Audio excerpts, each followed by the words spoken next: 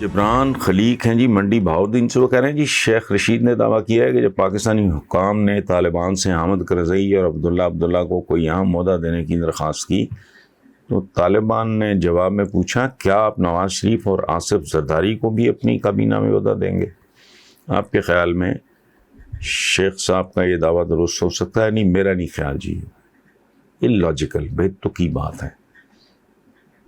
یعنی جس طرح کا جواب دیا گیا ہے اس طرح کا سوال نہیں.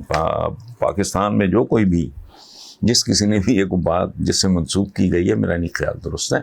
یہ میچورٹی کی آخری انتہا ہے، آپ اس تک نہیں جا سکتے. اور دوسری بات یہ ہے کہ پاکستان میں کس کے پیٹ میں مروڑ اٹھائیں کہ وہ عبداللہ جیسے آدمی کو ریکمینڈ کرے کہ جی آپ کی کیبنٹ میں جانا ہے اس میں. سو آئی تھنک اٹ از ربش. مریم نواز اپنے بیانیے کی وجہ سے نون لیگ کی ساکھ خراب کر چکی ہیں. بلاول ابھی اقتدار سے بہت دور نظر آتے ہیں، تو ایسی صورتحال میں اگلے عام انتخابات میں عمران خان کا مقابلہ کس سے ہوگا؟ حاتم صاحب، پہلی بات تو یہ ہے کہ آپ کا یہ جملہ جو ہے کہ مریم نواز اپنے بیانیے کی وجہ سے نون لیگ کی ساکھ خراب کر چکی ہیں، میں دیانتداری سے آپ کو عرض کروں، نون لیگ کی ساکھ کبھی تھی ہی نہیں.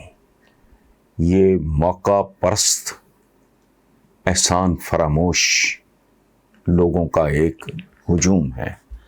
اس میں چند خوبصورت لوگ ہیں، اس میں کوئی شک نہیں، چند جینون خوبصورت لوگ موجود ہیں، لیکن میجورٹی یہ ایک خاص طرح کی تاجرانہ ذہنیت رکھنے والے لوگوں کی، سٹیٹس کو کے چیمپئن لوگوں کی. یعنی یہ جب بات کرتے ہیں افواج پاکستان کے بارے میں، مجھے حیرت ہوتی ہے کہ تم کون لوگ ہو؟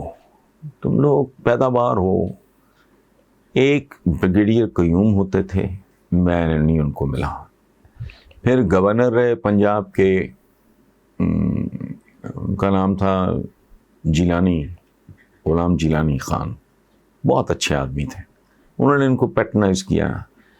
پھر چونکہ یہ کلائمبرز ہیں، یہ وارداتی ہیں بڑے، ہوتے ہوتے یہ ضیاء الحق کی فلسفی غالباً یہ تھی کہ یہ جو فیوڈلز ہیں، بڑے بڑے جاگیردار، توندوں والے، مونچھوں والے اور گاڑیوں میں کتے رکھ کے گھومنے والے، ان سے جان چھوٹ جائے، شاید اس بندے کی نیت. تو ایک اربن فیملی، ایک انٹرپرائزنگ قسم کی فیملی جو کاروبار وغیرہ انڈسٹری میں ہے، ان کا نوجوان، لیکن سوچ شاید اس کی ٹھیک تھی، بندہ منتخب جو اس نے کیا، اس کے زندگی میں ٹارگٹس ہی اور تھے.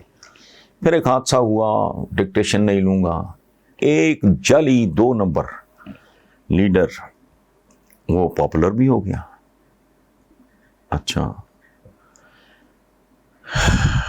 پھر اس آدمی نے اس ملک کے ساتھ کیا کیا، آنے والی تاریخ بتائے گی. ابھی تک تو پوری طرح پتہ بھی نہیں ہے کہ وہ کیا کر چکا ہے.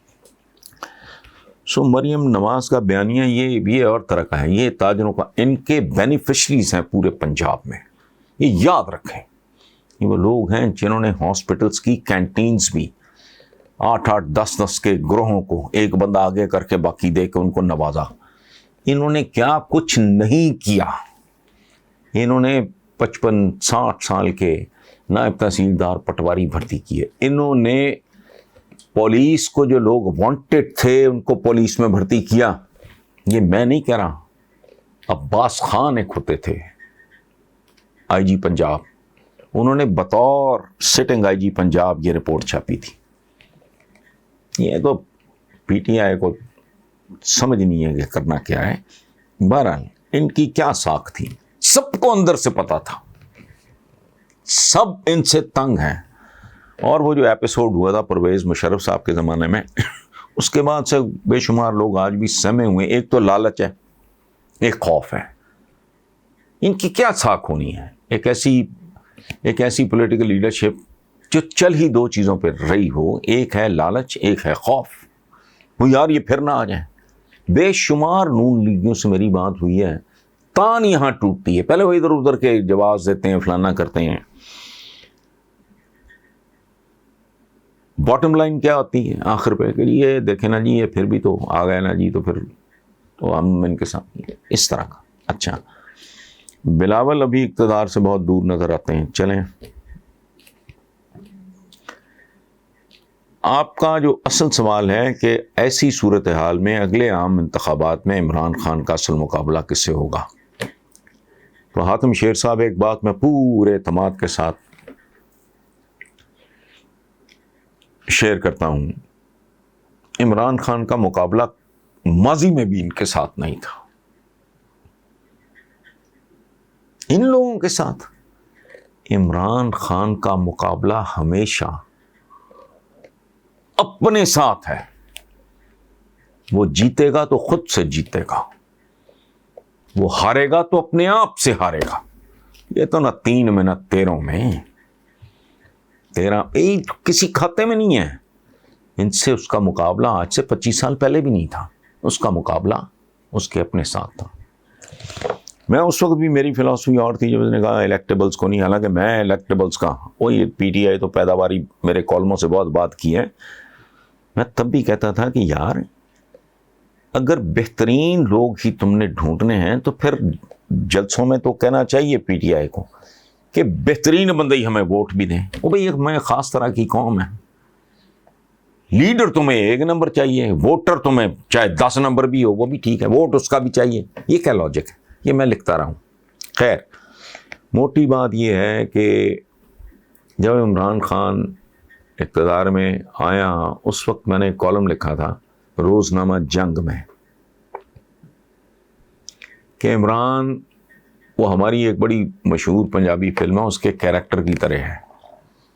کیریکٹر کیا ہے؟ مولا جٹ، کہ مولے نو مولا نہ مارے تے مولا نہیں مردا. عمران کو اگر عمران ہی مارے تو ٹھیک ہے، عمران ہارے گا بھی خود سے، جیتے گا بھی خود سے. ان لوگوں کے ساتھ اس کا موازنہ سیاسی گناہ کے برابر ہے. Thank you. کیا امریکہ نے ایک دفعہ پھر پاکستان کو استعمال کر کے چھوڑ دیا ہے؟ کیا پاکستان امریکہ پھر سے اتحادی بن سکتے ہیں؟ نذیر چشتی صاحب اس دن کے لیے دعا کریں، مل جل کے سب پاکستانی کوشش کریں کہ استعمال ہونے والی اپروچ اور ان لوگوں کے ٹیلی فون کالز کی اپروچ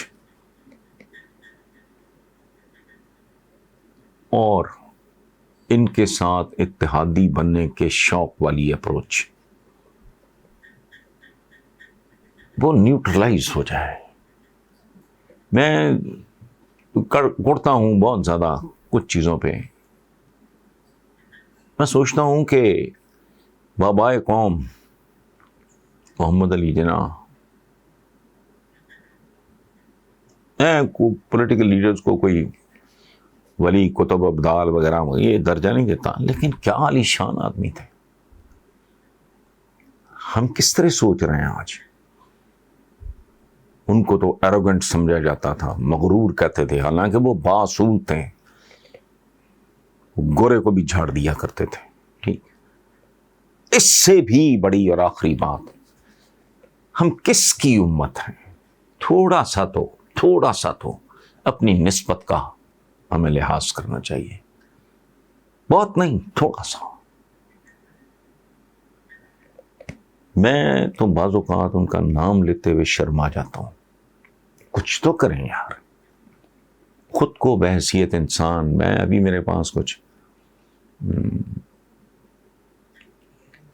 ینگ بیوروکریٹس آئے ہوئے تھے تو میں نے کہہ رہا تھا کہ یار یہ مجھے کوئی توپیں چلانے کا تو فلانا کو سپر پاور بننے کا تو شوق نہیں، لیکن میں عالم اسلام کی حالت دیکھ کے اس بات پہ کڑتا ہوں کہ یار یا تو اپنی نسبت ختم کر دو. مجھے کوئی حرکت کرتے وقت، کوئی بات کرتے وقت، پرفارم کرتے وقت، کارکردگی کا مظاہرہ کرتے وقت مجھے اپنے باپ دادا کی نسبت مار جاتی ہے. یار ان کی نسبت، یہ اپروچ، اللہ اس بندے کو توفیق دے جس کا نام ہے عمران خان، حوصلہ دے، ہمت دے، ہم کھڑی ہو، اپنے گرے بانوں میں جھانکیں. جہاں میں غلط ہوں مجھے کوئی تھوڑی شرم حیا کرنی چاہیے. میں کوئی آئیڈیل بننے کی بات نہیں کر رہا, کوئی رول ماڈل بننے کی بات نہیں کر رہا. ہم اپنے کرتوتوں, اپنے جو جنرل بیہیویئر ہے, ہمارا جو اوور آل ہمارا جو رویہ ہے, کیا وہ قابل ستائش ہے؟ سو اس لیے یہ اپروچ. میں نذیر چشتی صاحب, تھینک یو ویری مچ. آپ نے میسج بھیجا, لیکن یہ ہمارے لیے سیکنڈری ہو جانا چاہیے. جان توڑ محنت کریں, رائٹ ڈائریکشن میں محنت کریں, ادھر ادھر مت دیکھیں, خود کو بلڈ کریں. کوئی اوکھا کام نہیں. ہم سے 2 سال بعد رہا اور آزاد ہونے والے چینی دیکھ لیں, ہم سے کئی گنا بڑی آزادی, ہم سے کئی گنا زیادہ کردار میں گئے گزرے لوگ, وہ کہاں وہ تھریٹ بن کے ابھر رہے ہیں. ہم آج بھی یہ سوچ رہے ہیں اس کا فون آیا نہیں ہے. آ جائے گا جب ضرورت پڑے گی. یہ دنیا ضرورتوں کی ہے. یہاں عاشقی معشوقی یہ کوئی ہیر رانجھا کا ریلیشن شپ نہیں ہوتا. یہ لیلا مجنوں نہیں ہے, یہ شیریں فرہاد نہیں ہے. ملکوں کے درمیان معاملات ہوتے ہیں طاقت کی بنیاد پہ. تو بہرحال تھینک یو.